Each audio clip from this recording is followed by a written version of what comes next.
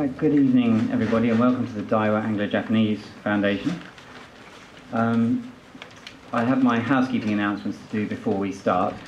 They are, firstly, if the fire alarm should go off, which it doesn't usually, you can't use the lift. You have to go down the stairs, 2 floors down, out the front door, and we should congregate on the park side of the street.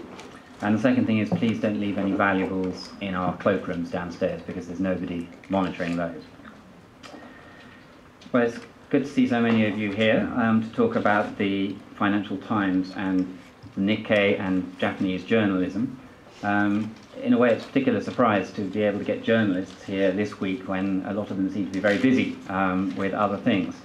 But we're very lucky today to have Ginko Kobayashi and John Plender to discuss this subject.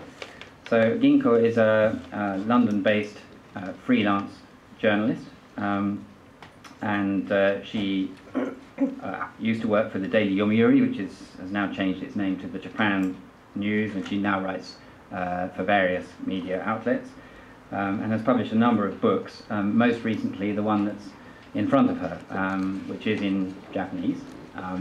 But if you're interested, she's got a few copies for sale. I think they're £10 each later on. And then John Plender probably needs very little introduction, but when it comes to the Financial Times, he should be in a good position to know, since he is a senior editorial writer and columnist there. He's a qualified chartered accountant. He was the financial editor of The Economist in the past and has also worked for the UK Foreign Office. So on that note, I'll pass over to, I think Ginko is going first.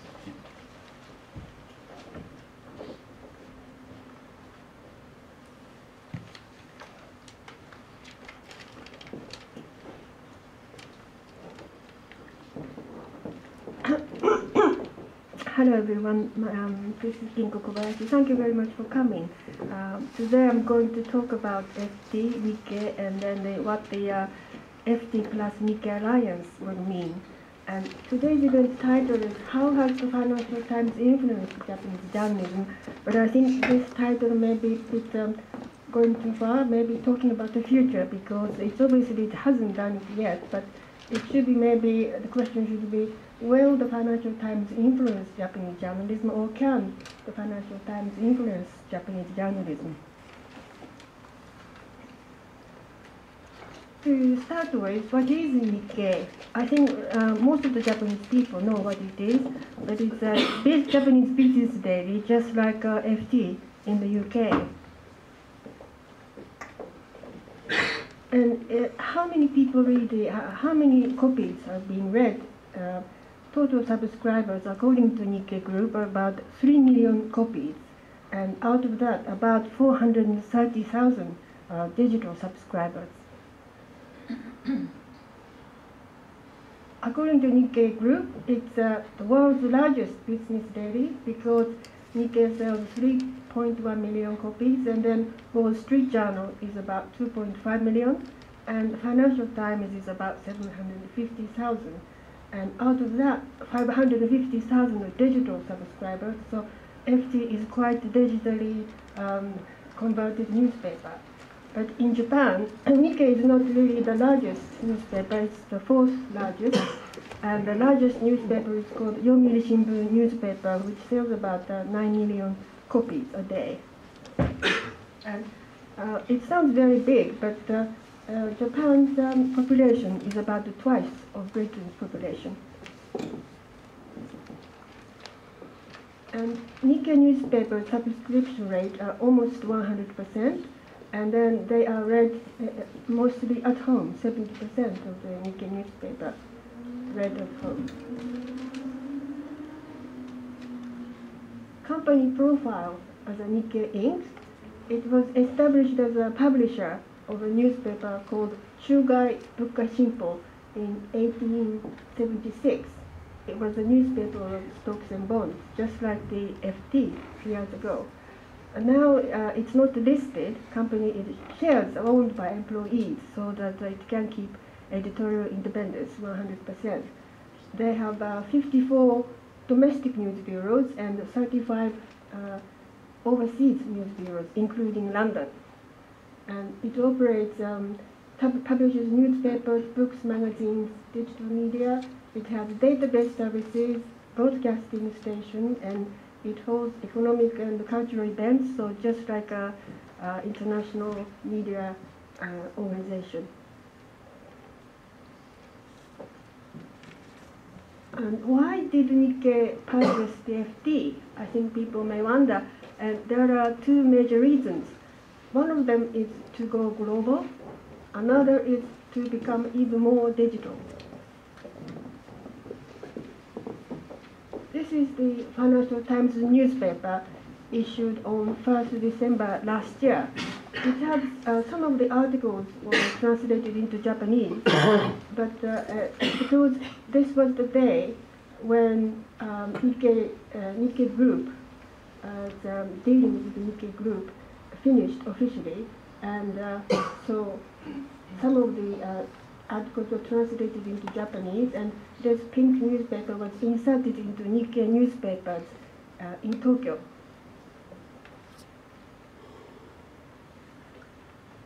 And on the other hand, how did the FT start?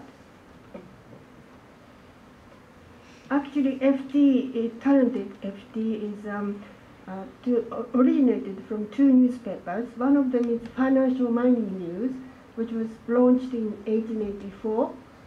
It's the title Financial and Mining News sounded a bit long, so it soon became Financial News, FN. And 4 years later, another financial newspaper was born,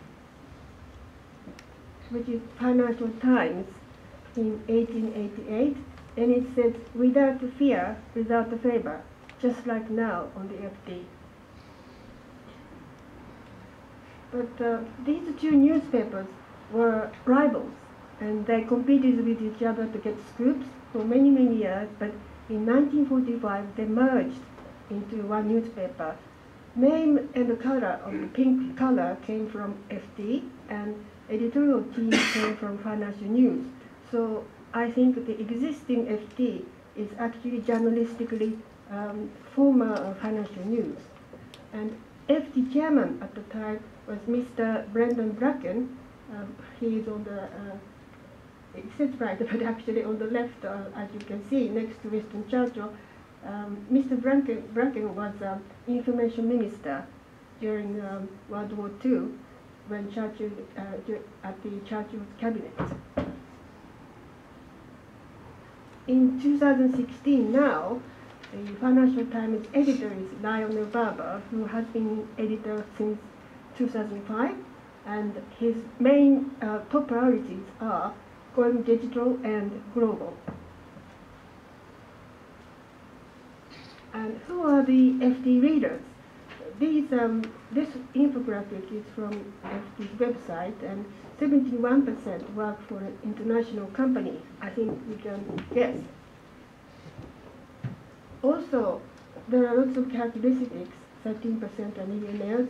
But when I wrote the book about FT, people were very surprised because of high annual household income, which is about 160,000 pounds. Considering Mr. Cameron, Prime Minister's annual salary is about 150,000, this reader's annual household income is quite higher than that.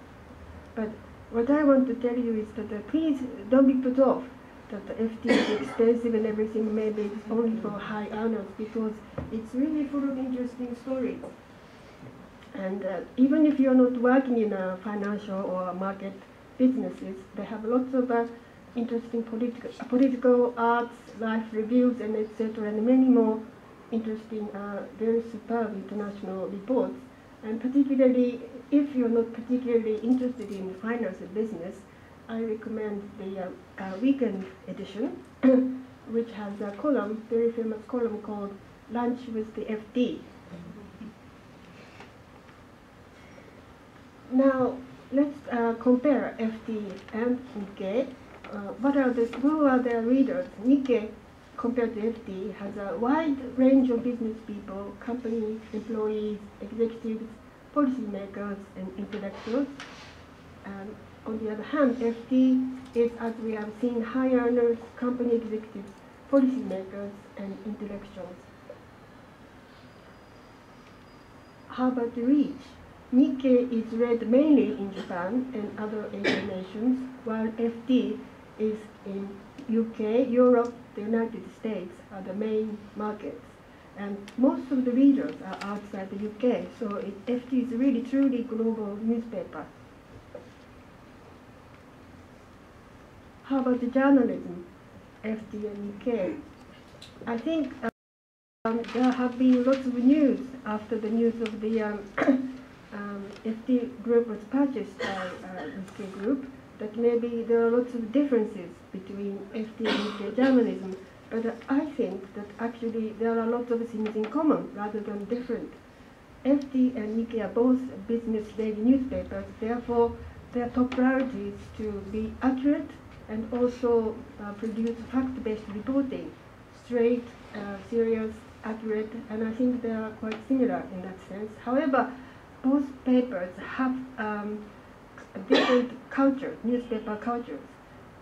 Nikkei and Japanese newspapers are, generally speaking, I think rather conservative, and they are rather, journalists are polite to authorities. They wait for governments or major companies or those authorities to give signal to them to take action. And they prefer to act as a group, and they are expected to be balanced. Their reporting are expected to be balanced, just like Britain's public service broadcasting. Of course, each Japanese newspaper has a different political stance. However, they're expected to be balanced, impartial, and there is this Japanese word called churitsu, neutral. They are expected to be that. However, FT and British newspapers, as far as I can see, they are independent free press, and compared to the Japanese newspaper reporting style, I find them a bit aggressive, and I think being polite to authorities is never be a priority. So I think rather than particular newspaper, there are completely different newspaper cultures between Japan and the UK. But I think this area maybe there are some people from newspapers, working newspapers, so I hope there are some discussions about this point. And FT plus Nikkei alliance, what's happening and what's going to happen? At the moment, what's happening is that there is a people and knowledge exchange, which means that some people from FT go to Nikkei, and some people from Nikkei go to FT, and then they work in each other's office. And they are learning a lot of things and exchanging ideas. And also, there's a long-term view. Mr. Kita, chairman of the Nikkei, has many times said that he will take a look at this alliance, whether it's successful or not, from 10 to 20 years' time. So FT group is in a position to invest a lot of things in journalism or technologically everything in a long-term view. So I think it's in a very good situation. And journalism-wise, I think Nikkei is learning how the digital story is going, like how to use social media, live blogging, audience engagement. And by the way, the social media among Japanese newspapers, it's not really a norm. It's not a duty for newspaper people to use Twitter, for example, or use Facebook. And some of the journalists are rather unofficially forbidden to use Facebook or Twitter. So some of them use Twitter, but they don't use their real names. I think it's a problem. I think it will change. And also culture. I think Nikkei people or journalists will learn some different culture from FT, which is being independent press, open and interactive, and comments. Comments meaning that the Nikkei newspaper is the only Japanese newspaper in print who doesn't have a comment pages. So I think perhaps maybe by associating with FT journalists and the management and editors, they may learn or they may think it's a good idea in this digital age to have been more open and interactive. And thirdly, I think there is this, through the FT reporting, lots of FT commentaries and articles are now translated in Nikkei newspaper. And through that, I hope that the non-US worldview is going to be spread. Because so far, because of the historical past, worldview seems to be defined always by Americans or US-style worldview. So, as you know, Japan was occupied World War II by Americans. So therefore, there used to be a worldview which has been dominated by Americans. But I think through FT's reporting, I hope there is going to be non-US worldview. And I think this will enrich the debate in Japan. Two more slides. This is, when I was writing a book about FT, I asked Japanese media executives what they are afraid of from the alliance of the Nikkei and FT. They said something like Nikkei acquiring digital technological advantage through the FT, and Nikkei plus FT alliance getting bigger to beat international rivals like Wall Street Journal or New York Times, and Nikkei's editorial members actually learning digital strategies and getting international edge over Japanese rivals, and high quality human resources moving to Nikkei. For example, highly skilled data scientists, if there are any, they may want to work for Nikkei instead of other Japanese newspapers. And then also executives said maybe they're worried that they may be trapped in the Japanese language environment with a dwindling population. Dwindling population meaning that fewer copies will be sold, which is very bad for Japanese newspaper business, which relies heavily on print revenues. Lastly, about my book, the book I published called The Real Power of the Financial Times. I decided to write the book because I think it's the first time in Japanese, in the history of Japanese newspapers, that the Japanese newspaper group has purchased a very leading Western newspaper. So I thought somebody should make a record of it. And so I started writing last autumn. And chapter 1 is about the purchase drama. Chapter 2 is the characteristics of the British media journalism. And chapter 3, the history of the FT. Chapter 4, FT's digital strategy. And chapter 5, what will Nikkei plus FT achieve in the future of the media. And I interviewed various people, Japanese media executives, journalists, scholars, as well as current and former FT people like John, and also John Lloyd, who is FT Weekend's founding editor, and David Kinnerston, who wrote the book about 100 years of the FT's history. The book is over there, and Jeffrey Owen, he used to be editor in the 1980s. In his reign, FT has expanded internationally a lot. And Sir David Bell, he used to be FT chairman, and Ian Rogers, he used to be the Tokyo bureau chief in the 1990s, and he spent 1 month at the Nikkei, so he had lots of insights into how Nikkei was working. So I interviewed all of these people. So there are two unique things about the book. One of them is, at the moment, it is the only book written in Japanese about this Nikkei FT alliance. I thought maybe Nikkei people will write about it, but it hasn't appeared yet today. And then secondly, there is this input from the people who actually know and breathe through the FT journalism every day, and historian, the only historian of the official FT book. And I think in that sense, this book is quite unique. Thank you very much. Thank you.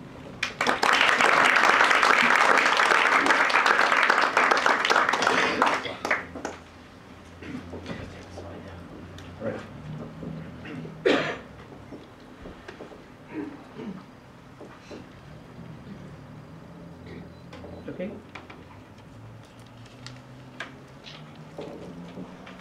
So, good evening, everybody. It's a great pleasure to be asked to come and respond to Ginko after her presentation. Sadly, as a non-Japanese speaker, I haven't been able to read her book, but it's been very nice to hear about the book. And we are talking to the question of how has the FT influenced Japanese journalism? Well, I think, as Ginko implied, it's a little premature probably to think about influence having been exerted already. And what I think perhaps I could say is something much more personal and individual to give you a sense of what it is like to do journalism at the FT and the culture of journalism at the FT. And this will be, I cannot speak for the management of the FT, this is an individual journalist's view, and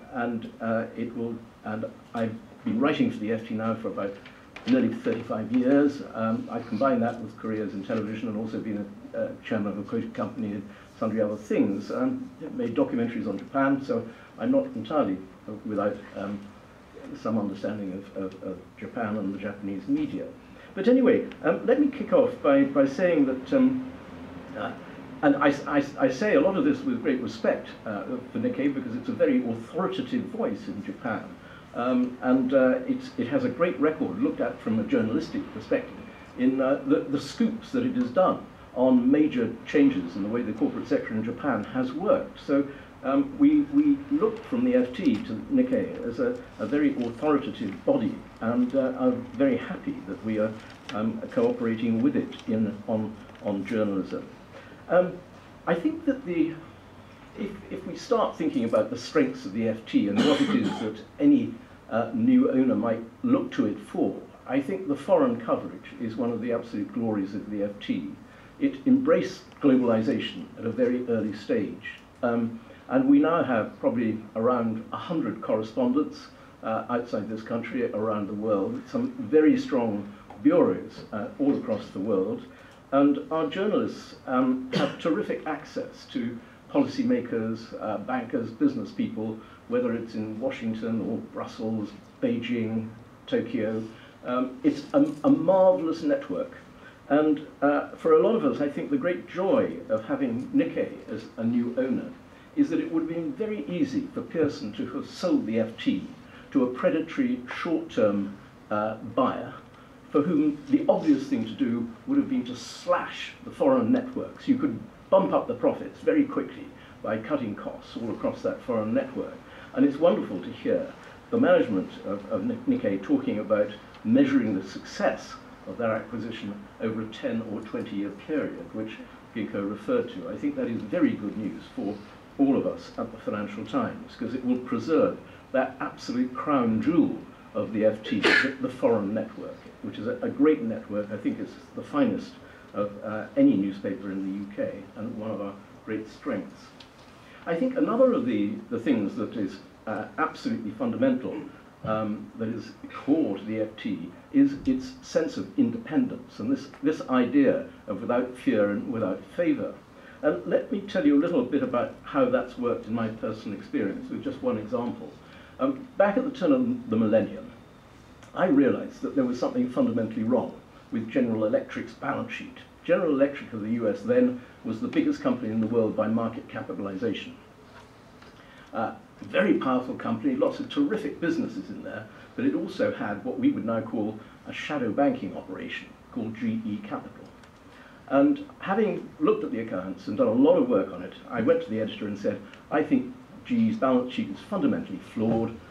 Can I please go to the US, go to Connecticut, and talk to people at GE? He said yes. I went off, talked to half a dozen of the top executives of GE, came back and wrote a piece in which I explained that GE Capital was the Achilles heel of GE because it was funded by very short-term wholesale money from the wholesale money markets.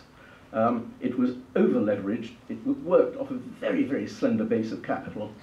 And so I wrote what in effect was a piece saying, look, this is one of the most superbly managed companies in the world, but it has this fundamental flaw. And the piece appeared in the FT with the title, GE's Hidden Flaw. Well, GE was deeply upset and very angry indeed, but the editor defended me because there was nothing in the piece that was not factually correct. It incorporated my own judgment of GE's financial weakness. And then in due course, in 2008, sure enough, that over-dependence on wholesale funding, that over-leveraging became exactly what I thought would happen in a financial crisis. They got into trouble and they had to be bailed out by the Fed. Now, the FT was completely supportive of me throughout that.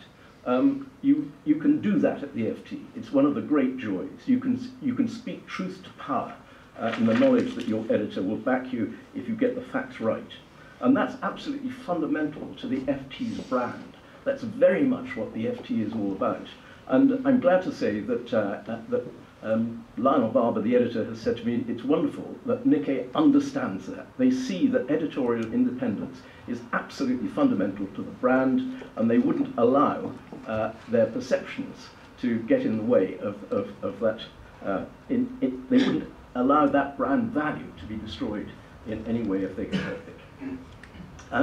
I think the other, one of the other things I would say about the FT, which is part and parcel of that kind of story, is that one of the glories of the paper is its economic and financial analytical capability.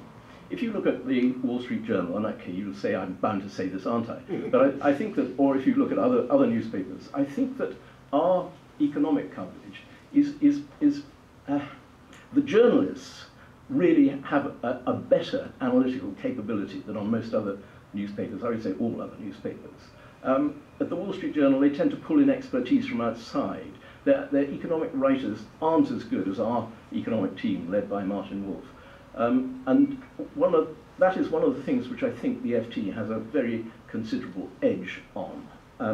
And if you look at finance in particular, the FT in its Lex column, where it writes about companies, it writes about economic conditions, global economy, what have you, that has been for, I don't know, 50 or 60 years, absolutely compulsory reading for people in business schools and universities doing corporate finance. You have to read the Lex column if you're in that kind of world. It is very authoritative, and it's one of the wonderful things about the FT, that its financial analysis is extremely good. And sometimes I think that our judgments on finance have been quite prescient. I mean, if you go back to the great Japanese bubble, we were writing, saying that this is not, you mustn't think that this time is different. This is unquestionably a bubble that will burst. If you go back to the dot-com era, I wrote the leader in 1998, which said this is a bubble and it's going to burst. People like Alan Greenspan said you can't identify bubbles before the fact. Well, I think that's nonsense. You can, and lots of people do. And then I think a lot of us on the FT were fairly prescient about the latest credit bubble, which burst in 2007, and then we had the Lehman collapse. Now, you can't ever get the timing of a bubble right, but you can identify them, because there are such obvious cases of overvaluation that take place in markets that I think that it's perfectly possible to see those things. And a lot of you will remember there was this famous incident where the Queen went to the London School of Economics and said, why didn't anybody see this thing coming? Well, the fact is they did. If you look at at official level, the economists at the Bank for International Settlements were shouting from the rooftops that there was a huge bubble going on. The only thing is all the central banks to whom they played host in Basel said to them, get off our turf. That's our area. You shut up. If you look at economists, there are a lot of distinguished economists who saw the bubble, the most obvious case being Robert Shiller.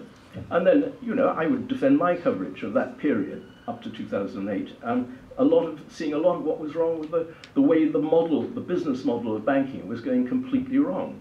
So the FT's analytical coverage of economics and finance, I think, is something which it has to offer Nikkei, and which it has to offer its subscribers and readers, which is of real value. And this is off the record, but when I first saw Mark Carney when he came to the Bank of England, and we were having a chat, and he was saying that one of the interesting things about coming to London is the quality of the media coverage of central banking and finance more generally is of a completely different order to anywhere else in the world.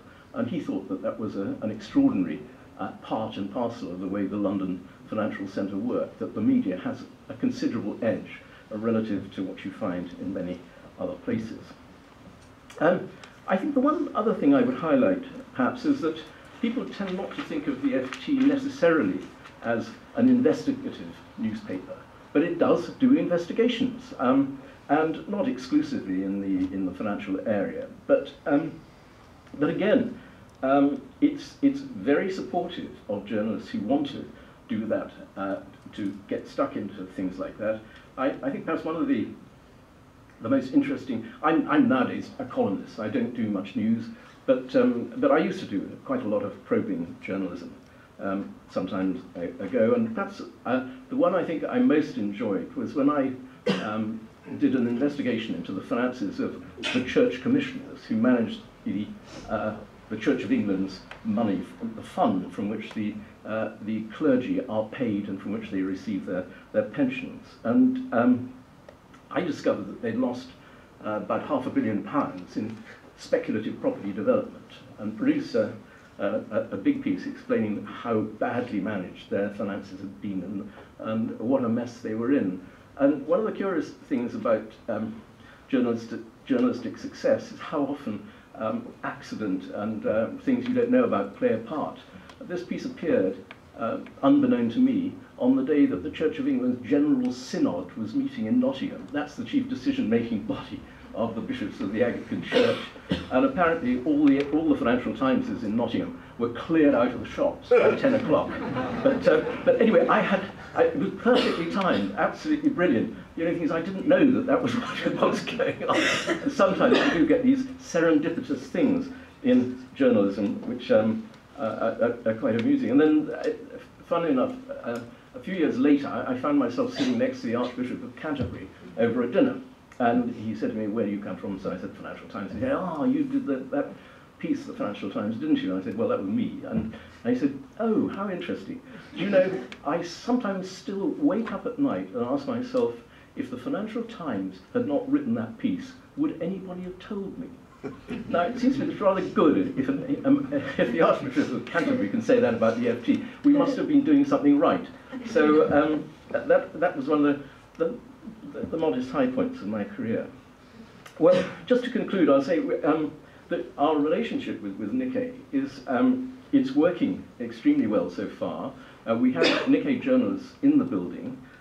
They are, so to speak, looking under the bonnet with some fascination, and I hope they are finding things there that are worth emulating, and I hope we too will find things at Nikkei which we find valuable and helpful in the way we do our journalism. Thank you very much.